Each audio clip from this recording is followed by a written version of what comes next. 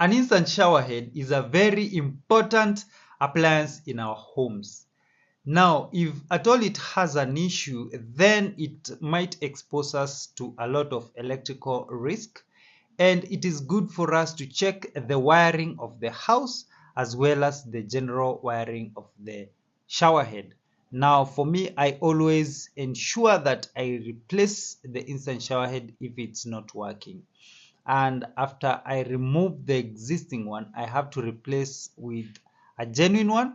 And it is important for me to have the water running first before I can do any electrical connection, so that I can be able to check on the plumbings, so I can be sure that there will be no leakages once I make the joints. And I have to make perfect joints there, because electrical installation requires that we have perfect joints to avoid any current leakages or any problems when it comes to electrical conductivity.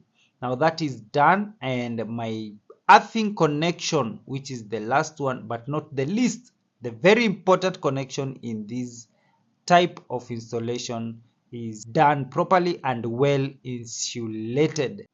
The final procedure is to definitely ensure that I tie the flexible conduit on the pipe, so that that installation looks good as well as safe for the user. Now, if you'd want to do this type of work in your house, whether it's a do-it-yourself or you're probably doing it for someone, feel free to use this video and it will definitely work. Good luck. Subscribe to my channel so that you do not miss any of these important tips that I will be sharing.